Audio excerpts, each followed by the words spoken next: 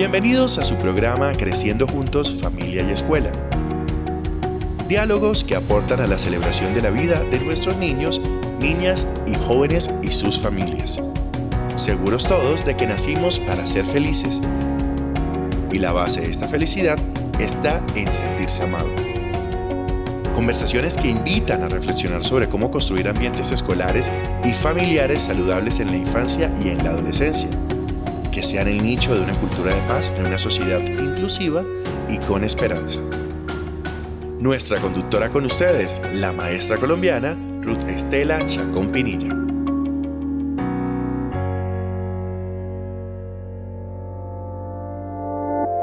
Bienvenidos a este domingo en Creciendo Juntos, Familia y Escuela. Gracias por estar con nosotros.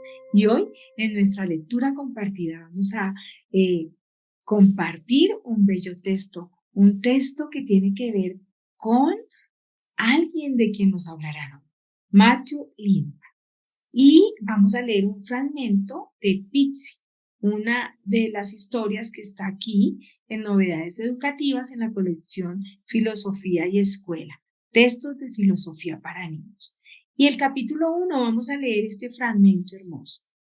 Por fin es mi turno. Tuve que esperar tanto tiempo hasta que los demás contaran sus historias. Empezaré por decirles mi nombre. Mi nombre es Pizzi. Pizzi no es mi verdadero nombre. Mi verdadero nombre es el que me pusieron mi papá y mi mamá. Pizzi es el nombre que me puse yo. ¿Cuántos años tengo? Igual que ustedes. Puedo cruzar mis piernas y caminar de rodillas. Mi papá dice que parece que fuera de goma. Ayer a la noche puse mis piernas alrededor del cuello y caminé apoyándome en las manos. No, ustedes no pueden cruzar sus piernas y ponerlas alrededor del cuello al mismo tiempo.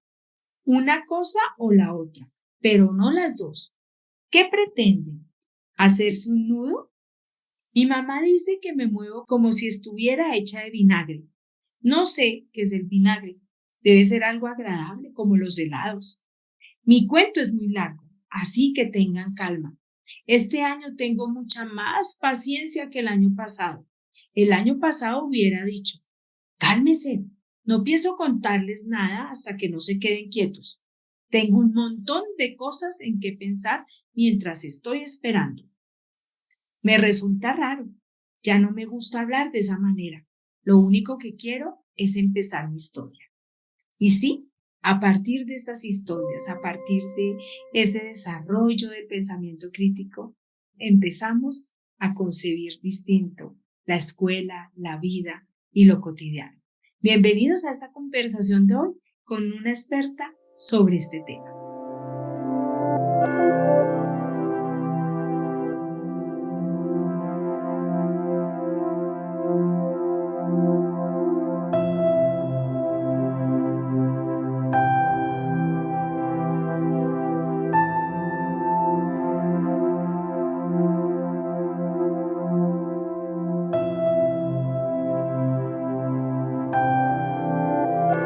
Bienvenidos a esta emisión de Creciendo Juntos, Familia y Escuela. Hoy muy contentos de estar con ustedes y con una invitada muy especial. Estamos con la Magíster Claudia Cristancho Giraldo. Claudia, buenos días. Hola, muy buenos días, doctora Ruth Estela, ¿cómo te encuentras? Muy bien, pues con mucha gratitud porque nos haya aceptado la invitación hoy a este espacio y con un tema bien interesante en el cual usted líder, ha manejado, tiene la experiencia y hoy vamos a compartir con las familias y con las escuelas. Pero antes de iniciar quisiera contarles quién es Claudia Cristancho Giraldo. Ella es licenciada en Pedagogía Infantil con maestría en Educación, docente de jardines y colegios por 7 años, tiene experiencia en primera infancia en procesos de bilingüismo, en educación inclusiva y pedagogía hospitalaria. Tiene una gran trayectoria como docente, asesora de prácticas e investigación universitaria por más de 6 años. Trabaja en espacios académicos en los que imparte contenidos en relación a la pedagogía, a las didácticas, a procesos cognitivos, aulas hospitalarias, entre muchos temas más que ya maneja, y es conocedora y partícipe en proyectos y propuestas en torno a la filosofía para niños y niñas y el proyecto Cero de Harvard. Sus intereses particulares están en la construcción de ambientes de aprendizaje para las líneas en contexto de educación convencional y no convencional. La maestra Claudia, que nos acompaña hoy, abandera los procesos de aprendizaje teniendo en cuenta la necesidad del desarrollo del pensamiento crítico en los estudiantes. Y es aquí donde nos vamos a centrar hoy, reconociendo que todos los seres humanos estamos dotados de capacidades y habilidades diversas, que desde niños poseemos capacidad de asombro, curiosidad, creatividad, que se articulan en el desarrollo de nuestros procesos cognitivos y que estos componentes que acabo de nombrar con otra serie de experiencias de vida y de acciones configuran un excelente ambiente para el desarrollo del pensamiento crítico y que es el tema de la experticia de nuestra maestra Claudia. Pues hoy la tenemos aquí para que entre todos construyamos ese saber de qué es el pensamiento crítico y por esta pregunta quisiera empezar.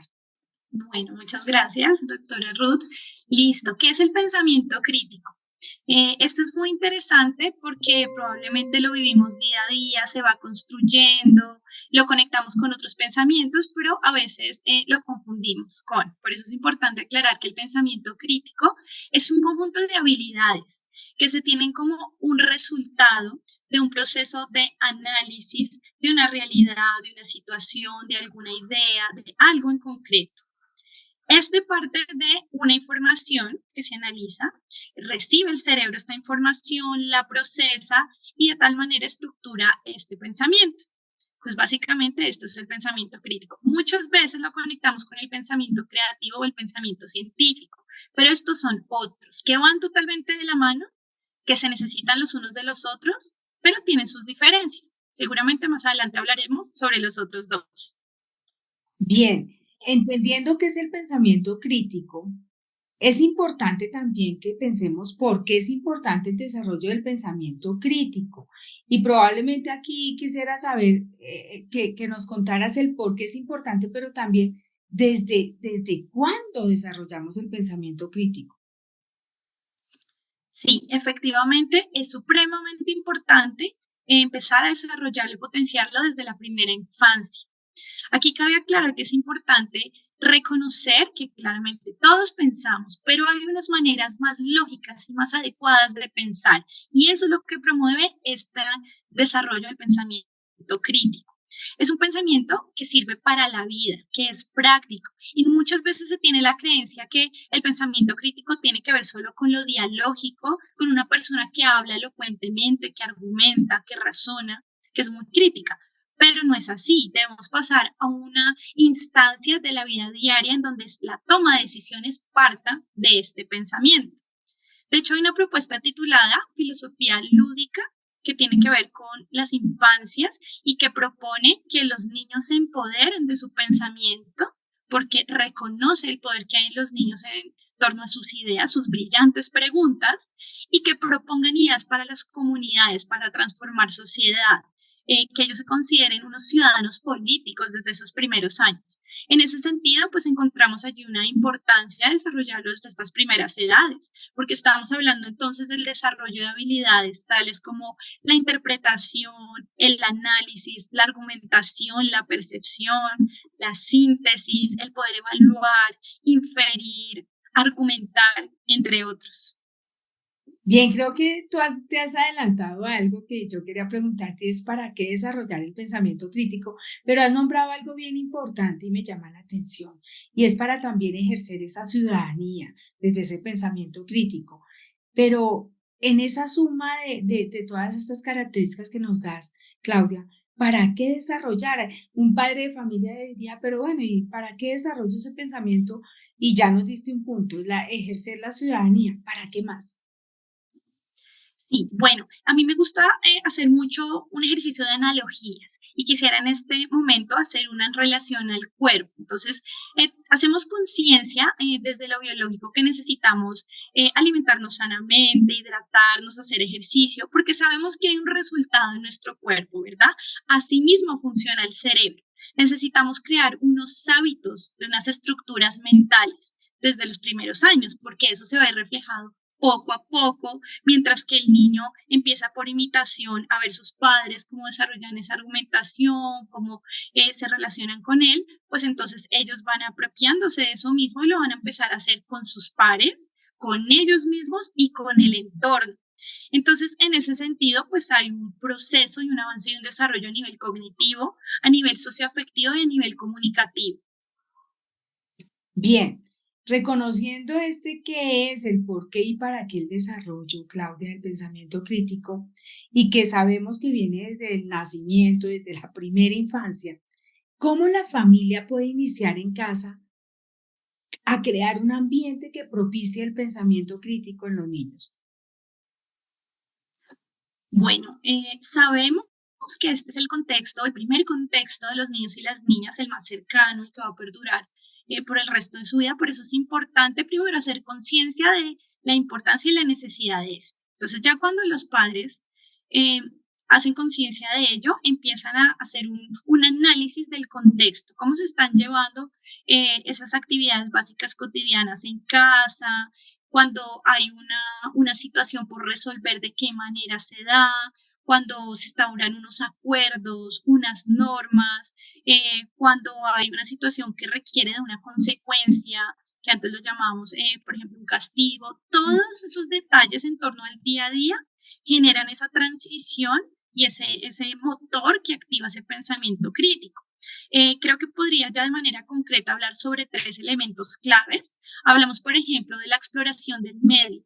Es un escenario potente porque no es lo mismo un niño que está acostumbrado a los mismos estímulos, que todo el tiempo está en función de lo predecible, de lo que ya sabe, de lo cotidiano, a un niño que conoce el mundo, que indaga, que observa, que analiza diferentes posibilidades y en ese sentido, ¿qué tanto les permitimos el error? ¿Cierto? El error como una posibilidad de crecimiento, porque entonces es aquel niño que cuando de repente toma una decisión y entiende que se equivocó y que esa no era la mejor decisión, se cuestiona el por qué, el para qué y de qué otra manera lo pudo haber hecho. Entonces son aquellos padres que acompañan este proceso, más no le dan todas las respuestas, más no evitan que viva la experiencia, ¿cierto? Lo segundo tiene que ver con el diálogo, es supremamente importante.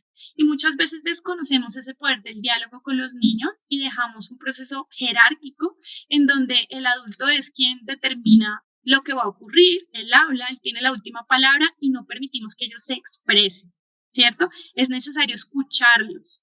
En ese proceso de crecimiento y desarrollo, ellos seguramente, el proceso de argumentación todavía no está sólido, pero dato curioso, hay un estudio que exploraba hace poco, que hicieron en Argentina en torno al juego, y encontraban que los niños tienen sus propias estrategias de argumentación, que claramente no están consolidadas, pero ellos sí buscan argumentar. Entonces es importante escucharlos y ver cómo ellos a través de ese discurso empiezan a consolidar estas bases. Y como tercer punto, pilar fundamental del pensamiento crítico, la pregunta. ¿Qué tanto permitimos que los niños pregunten? ¿Y qué tanto nosotros promovemos ese ejercicio desde nosotros como padres? ¿Cómo preguntamos? Muchas veces nos quedamos en una línea de preguntas básicas desde los conceptos, desde la memoria, y no generamos esas preguntas que movilicen el pensamiento de los niños. ¿Qué pasaría si? ¿Qué otra opción tenemos? ¿Por qué crees que ocurre esto? Entonces, en ese sentido, papitos y mamitos, los invito a que de verdad trabajemos fuertemente en aprender a preguntar. Creo que es una de las claves. O preguntarnos, ¿realmente sabemos cómo preguntar? Bien, creo que nos has dado 3 elementos súper claves que van movilizando a los padres de familia y a los cuidadores y bueno, a todo el entorno familiar de los niños para tener nuevas prácticas de ese desarrollo del pensamiento crítico. Nos has hablado de la importancia que es la exploración del medio, ¿cierto? De dejar que nuestros niños descubran, curioseen, se pregunten, se asombren todo el tiempo y que a veces el mundo adulto, pues como ya conocemos algunas cosas, eso por lo cual el niño se asombra nos parece como que, pues, obvio, ¿cierto? Es obvio para nosotros. Entonces, un aspecto bien importante que nos indicas acá. También nos hablas del diálogo, de la importancia del diálogo. Yo a veces le insisto a los papás que a veces nosotros hacemos, creemos dialogar con los niños, pero hacemos soliloquios o monólogos, ¿no? Porque como el niño es bebé o no o todavía no ha desarrollado todo su lenguaje, pues le preguntamos, pero nosotros mismos nos contestamos. Entonces, creo que es empezar, nos invitas a empezar como el diálogo. Y por último, la pedagogía de la pregunta, ¿no? Saber preguntar. Y esas preguntas que los lleven mucho más allá, probablemente, no a esas preguntas básicas, no a esas preguntas del sí y del no, de pronto esas preguntas que amplíen el mundo desde la descripción, de que nos nombrabas la interpretación, las inferencias, el poder plantear hipótesis. Y entonces cuando les preguntamos a los niños, ellos plantean hipótesis sobre lo que creen que va a pasar. Creo que esto que nos acabas de decir, pues ayuda a la familia a pensarse distinto. Yo te preguntaría, ¿de qué imaginarios debe apartarse en las familias para lograr este desarrollo del pensamiento crítico? Bueno, creo que hay una que no solo permea a la familia, sino a la sociedad en general. Y tiene que ver con qué concibimos como infancia, ¿sí? Y qué creencias tenemos en torno a los niños y las niñas. Porque a lo largo de la historia hemos visto que han sido seres invisibilizados hasta cierto punto, en donde creemos que no pueden, no saben, nosotros tenemos las certezas y ellos deben hacernos caso. Y claro, hasta cierto punto comprendemos que hay unas dinámicas que deben estar lideradas por adultos, pero hay que reconocer todo ese poder, ese potencial que mencionábamos anteriormente. Hay una frase muy interesante de Matthew Lipman que dice, si queremos que los adultos piensen por sí mismos, debemos educar a los niños para que piensen por sí mismos. Y en ese sentido es poder transformar un poco ciertas concepciones de esa educación tradicional en donde se pensaba que el niño que cuestionaba era el niño rebelde, el niño respetuoso, y no necesariamente. Entonces hay que diferenciar muy bien eso. Hay que ir encaminando el cómo se promueve ese pensamiento crítico desde un respeto y un cuidado por el otro, de una manera muy asertiva, pero permitir ese espacio, que él se cuestione. Hay que proyectarse, creo que es importante para romper con ese imaginario, proyectarse qué va a pasar el día que yo no esté al lado de él. ¿Cómo va a poder tomar esas decisiones? ¿Será que las va a tomar otra persona por él, así como yo le enseñé ese patrón de comportamiento? Entonces, eso es importante, comprender esa transición de esa autoridad y de esa disciplina que debe irse mediando por el diálogo. También creo que es importante conocer e indagar. Creo que cada vez los papás se empoderan mucho más de estas estrategias didácticas que permean en la escuela, pero que necesitan replicar en casa para que haya más impacto, haya más incidencia. Entonces, a nosotros nos enseñaron seguramente de una manera, desde lo memorístico, pero necesitamos que ese conocimiento podamos masticarlo, podamos jugar con él, podamos cuestionarlo y ya pasar de un estado de memoria a comprensión y análisis de lo mismo. Entonces es otro elemento clave que me parece importante que desde casa se puede trabajar. Y creo que también tú dices aquí algo final que me llama la atención porque creo que también los papás deben o las familias deben apartarse de las prácticas tradicionales de enseñanza, ¿no? O sea, el de ver la escuela como un lugar que transmite informaciones o que es importante solo el contenido, más no toda esa pedagogía de la pregunta, de la indagación, de descubrimiento, ¿cierto? Entonces, que no sea tanto importante que tanto copió el niño en un cuaderno, como sí que tanto dialogó, que tanto preguntó, que tanto indagó, creería yo. Efectivamente, respecto al punto que estás tocando, y creo que eso también replica para la escuela, es pensarnos que el contenido es una excusa, Y hay que preguntarse el para qué, cuál es el sentido de ese contenido. El desarrollo de habilidades, quizás, el ponerlo en práctica en la vida cotidiana. Desde el bachillerato internacional hay unas preguntas muy interesantes y ellos mencionan que cada contenido se debe conectar en alguna de ellas. Por poner un ejemplo, ¿dónde nos encontramos en el tiempo y el espacio? Es una pregunta que moviliza el pensamiento, es muy potente. ¿Quién soy? ¿Cómo me relaciono con el otro? Son preguntas que si uno analiza pueden estar conectadas con un contenido básico, digamos seres vivos y no vivos, pero que cuando le encuentra el sentido del niño y cuando tú lo pones a cuestionarse, pues es mucho más potente y él se va a empoderar de ello y lo va a poner en su vida diaria pues en práctica. Bien, esta movilización, tú lo dices, no le compete solamente a la familia, sino también a la escuela que recibe esos niños que van con una formación, esos niños que van de pronto con unos hábitos, ¿cierto? Y que las familias están esperando también que desde las escuelas colaboremos en realizar esos ambientes de desarrollo del pensamiento crítico. Y en este sentido yo te preguntaría, ¿el contexto de lograr avanzar en la formación del pensamiento crítico en los estudiantes se articula con la práctica pedagógica de los maestros y esa perspectiva desde lo didáctico que nosotros como maestros planteamos, que pensamos y hacemos en la enseñanza, en la práctica, en la escuela?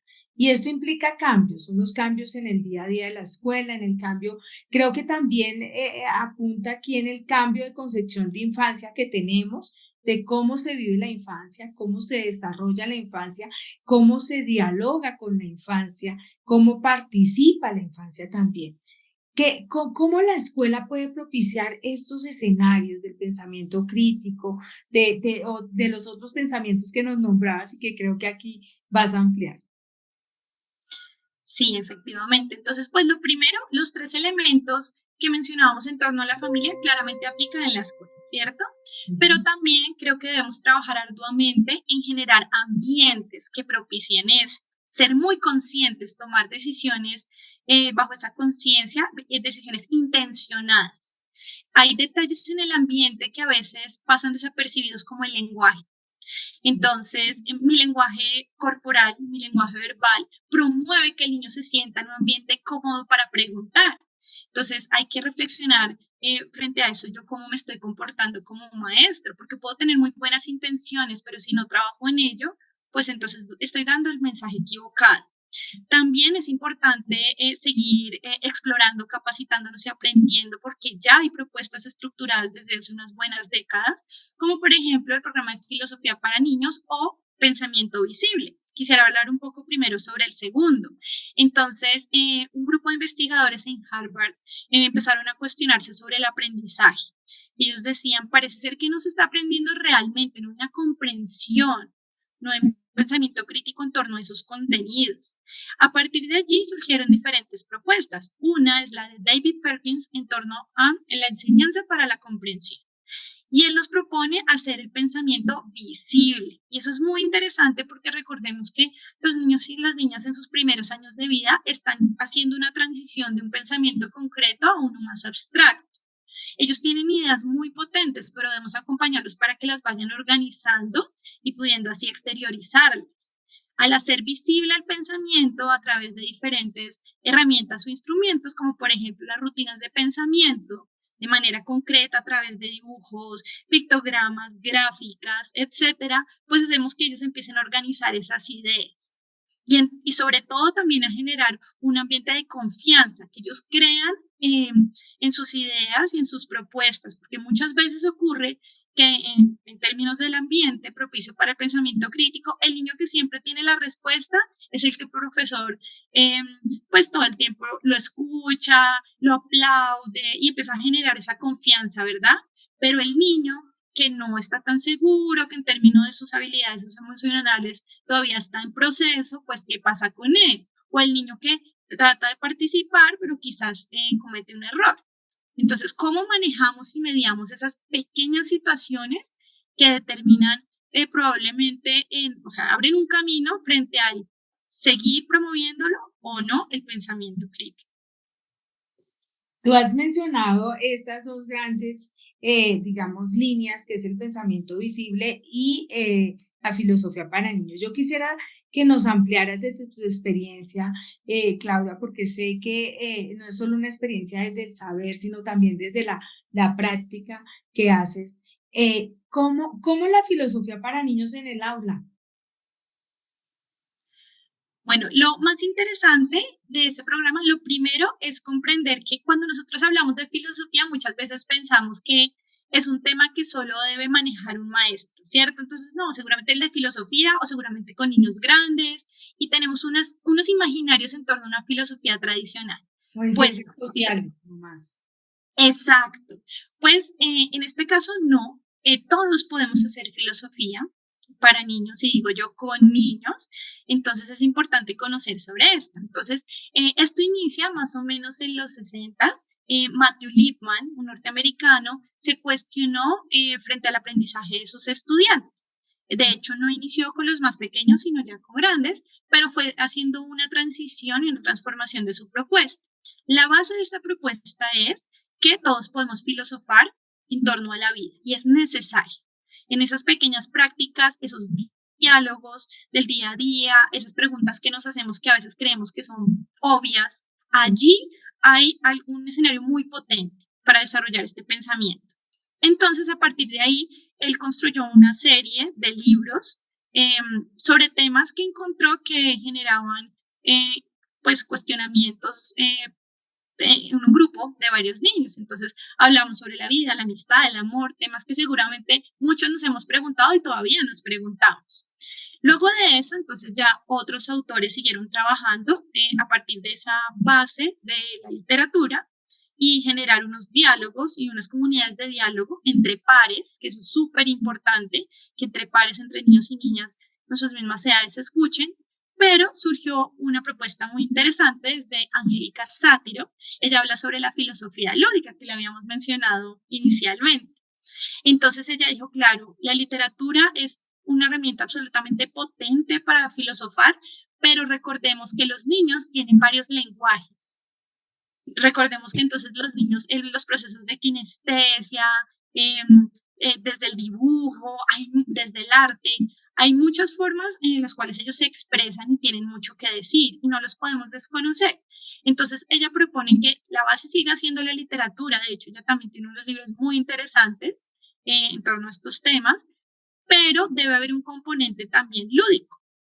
Entonces, básicamente, las comunidades de diálogo, que se llaman así, tienen unos elementos en donde el niño interactúa con el texto, ¿cierto? Entonces, es el momento en donde hay una provocación en torno a un tema. Él se cuestiona, empieza a preguntarse qué es un amigo, para qué sirve un amigo, qué características debe tener un amigo, por poner un ejemplo.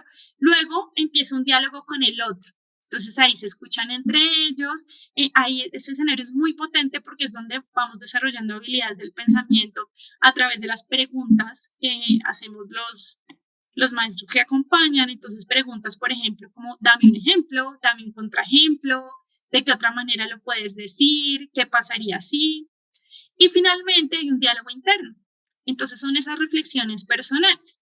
Lo interesante de esto es que la intención de filosofía para niños no es llegar a generar una única respuesta y una única verdad.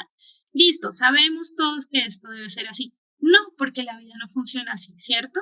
Es comprender que existe quizás varias versiones y varias realidades bajo un mismo tema, pero cómo podemos entrar a mediar. Y en ese sentido, ellos proponen que hay una tríada de pensamientos, y esto es muy, muy interesante. Hablamos del pensamiento crítico, ¿cierto? Que es nuestro centro. Es cuestionarnos, es estar activos a nivel cognitivo frente a un algo, pero en pensamiento creativo. No nos quedamos solo en el mundo de las ideas, sino si queremos transformar algo, si queremos estar conectados con el aquí y ahora, proponemos, ¿cierto? Hay variedad de posibilidades frente al actuar. Y el último, el cuidadoso, que tiene que ver con esa sensibilidad que se tiene frente al cómo hablo, cómo actúo y entiendo que mis decisiones permean al otro. Entonces dicen que esta triada, la propuesta es que esta triada pues genera pues que hayan unos ciudadanos creativos a través del desarrollo de estos pensamientos. Y bueno, también aquí se une también expertos que nos dicen que un pensamiento, tú lo tomaste ahorita, hecho con ellos y por ellos, para los niños, en unos espacios donde ellos se expresan, donde ellos sienten, piensan. Y yo creo que algo muy bondadoso de estas propuestas es ese retar el pensamiento, ¿no? Ese poderlo retar a ir más allá, a descubrir más allá, a conocer más allá. Creo que es una experiencia que le permitiría a los niños realmente actuar en la sociedad. ¿Cómo involucrar en esta filosofía para niños a los padres? Ya hablamos un poco del pensamiento crítico, pero en esta filosofía para niños, en ese hecho de filosofar desde la casa. Bueno, pues ya tomando conciencia a través de los tres primeros elementos, existen unas herramientas puntuales, como el programa lo propone, que tiene que ver con la literatura. Entonces, muchas veces uno dice, bueno, ¿qué le regalo? Por ejemplo, qué interesante sería poder recibir un libro en donde, recuerdo en este momento un libro de Angélica que se trata de Quiero ser de mi tamaño. Muchas imágenes, poco texto, como debería ser, pero genera una posibilidad de temas en torno al crecimiento, al desarrollo, a la identidad, a la autoestima y cómo acompañarlos y buscar espacios como por ejemplo el momento del cuento en la noche, en un momento libre, el fin de semana y cómo ir leyendo con ellos y permitir que el mismo niño sea quien lidere este proceso. Porque a veces en torno a la literatura sesgamos, ¿no? Entonces hay un contenido, hay un texto, lo terminamos de leer tal cual nos propone el libro, hasta ahí dejamos. No, ¿qué tal si el niño de pronto el libro nos hablaba sobre animales, pero a él le generó curiosidad algo en relación con el amor? Porque hubo una conexión ahí maravillosa en su cerebro. Permitamos que esto ocurra. Y hay un ejercicio muy importante que hay que tener presente y es el de la mayéutica, que tiene que ver con no dar respuestas, dejemos que ellos piensen. Y es un ejercicio dialógico mientras el padre tiene como excusa el contenido del libro, ¿cierto?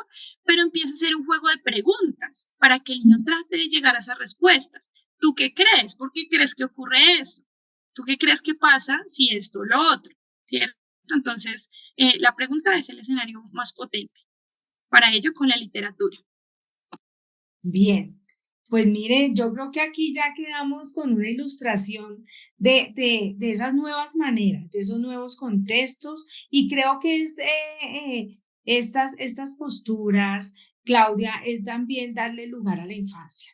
Y a la infancia, una infancia que participa, una infancia que reta su pensamiento, que reta el hecho de conocer, de descubrir, pero también es una infancia que no solamente es protección, sino es una infancia que nos invita a otras maneras de concebir la escuela, de concebir el conocimiento y también a que sean sujetos de derechos realmente como lo se ha establecido en la política pública, pero también en muchos escenarios que han trabajado en pro de la infancia. Quisiera para irnos, Claudia, pedirte un saludo a las familias, invitando a desarrollar pensamiento crítico, a filosofar en casa. Claro que sí. Bueno, entonces invito a todas las familias y también maestros y maestras a que se animen a explorar este maravilloso mundo del pensamiento crítico, a poder prepararnos para acompañar a nuestros niños y niñas a que desarrollen estas habilidades del pensamiento. Como vimos, existen propuestas concretas y es importante que las conozcamos. En Internet hay gran variedad de material sobre esto, pero también recordemos que la filosofía hace parte de la vida. Entonces, no descartemos ningún momento, ninguna situación ni ninguna oportunidad del entorno para filosofar, para dudar, para cuestionarnos, para pensarnos. A mí me gusta mucho desde las clases que acompaño el pensamiento crítico con estudiantes. Yo les pongo juegos como tomen un objeto, digamos, tenemos por aquí un pocillo, y empezar a preguntarnos lo obvio, volver a despertar esa curiosidad. Entonces, ¿por qué tiene este color? ¿Cómo hacen para pintarlo? ¿Por qué tiene esta forma? ¿Qué pasaría si tuviera otra forma? Y así sucesivamente preguntarnos y desarrollar esas habilidades. Porque es así como vamos a acompañarlos. No podemos dar de lo que no tenemos. Entonces, en ese sentido, para desarrollar el pensamiento crítico de los niños y las niñas, debemos trabajar en el de nosotros mismos. Esa sería mi invitación. El adulto como ejemplo de ese Así es. pensamiento crítico y de ese filosofar y pensar la vida, ¿no? Bueno, un saludo final a los protagonistas de todas estas acciones, de pensarnos, de reconstruirnos, de reconfigurarnos y querer un mundo en la infancia muy propio para ellos, en el que se les permita ser niños que actúan, que piensan, que sienten, ¿cierto? Y que van desarrollando todas sus capacidades. Sí, efectivamente, invitarlos a que sigan maravillándose por la vida, preguntándose, descubriendo, explorando. No duden que si hay un tema que les gusta, sigan profundizando sobre él, porque el día de mañana ese tema puede ser el detonante para su profesión, para ser brillantes y exitosos y sobre todo felices, que es lo más importante. Bueno, pues invitamos a todos los niños a que sigan llenando este mundo de preguntas, llenando este mundo, tú decías una palabra clave, de dudas, porque cuando tenemos dudas e incertidumbres, nos permitimos indagar, buscar, conocer. Cuando nos movemos en la certeza y todo está dado, creo que la pregunta a veces desaparece. Entonces, sigamos moviéndonos en la duda, en la pregunta, en el hecho de curiosear y de asombrarnos siempre con esa mirada de asombro que en ello los niños son expertos. Claudia, muchísimas gracias por este momento de aprendizaje junto a ti. Muchas gracias a ti por la invitación. Un maravilloso espacio. Gracias y bueno, a toda nuestra audiencia, muchísimas gracias por acompañarnos hoy. Al final encontrarán los videos, seguimos ayudando en nuestras redes de solidaridad a Juan David y a Samuel David para lograr sus procesos médicos que ya van bastante avanzados, que van con algunos, digamos, metas ya que nos habíamos propuesto alcanzadas, pero hay que seguir, entonces encontrarán todos los datos para seguir colaborándonos en esta red de solidaridad. Muchísimas gracias y que tengan un excelente domingo. Él es Juan David Luis Talla. El año pasado se graduó del primero y les contaré su historia. Nació con síndrome de Mosier, una afectación en la línea media de su cabeza y parte de su cuerpo. Hizo que tuviera labio leporino, no tuviera quiasma óptico, cuerpo calloso, ni la glándula pituitaria, ni la hipófisis, ni su paladar blando, ni su encía, y algunas raíces de sus dientes. Empezó a ir a terapia desde muy pequeño para aprender a caminar, a sentarse, a hablar. Tiene un hermanito que se llama Juan José. Le gusta bailar, lo ha ayudado a muchas personas, como este youtuber, como RCN, hemos salido también en televisión, está aprendiendo a leer. Esta fue su última cirugía de cerebro, salió muy bien de ella, gracias a Dios, aunque con un leve huequito en su frente, que fue incrementando con el tiempo. Son muchas las citas médicas a las que debemos acudir. Actualmente tiene 8 años. Queremos llevarlo a un tratamiento en Tailandia, un tratamiento de células madre, para que mejore su condición, sobre todo su visión y su parte sensorial. Sí. Aquí está en las terapias a las que él asiste regularmente. Es un niño muy feliz la mayoría del tiempo. Aquí estaba su Halloween, su grado de primero con su hermanito, su Navidad del año pasado y nuevamente con su hermanito. Contamos con su ayuda donando a los siguientes números de Neki y David Plata. Por favor, soñamos con llegar a Tailandia para su tratamiento. Son $40,000 que debemos reunir para que pueda llegar. También ir a Tailandia para ir a tratamiento, para mejorar mi visión, mejorar mi crecimiento. Espero que me puedas donar $2,000. Me gustaría se llama no tenemos que. Es una enfermedad rara. Mi mamá hizo un tratamiento de Tailandia. Espero su apoyo. Gracias. Espero.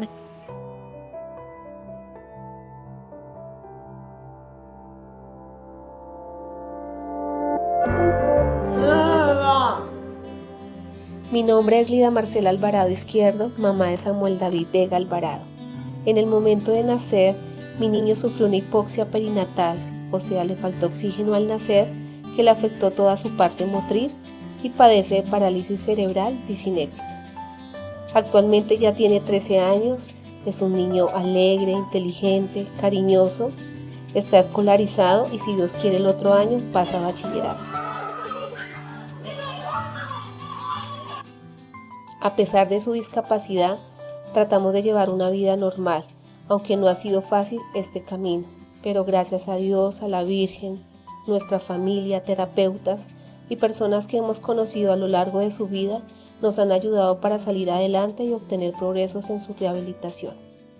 En Colombia, Bogotá, donde vivimos actualmente, tuvo una valoración por parte del Dr. Carlos Canencio de Biomedical Group, medicina integrativa basada en medicina cuántica, que nos dieron grandes esperanzas para que mi hijo camine, coma solo, mejore su habla, en fin, que pueda valerse por sí mismo.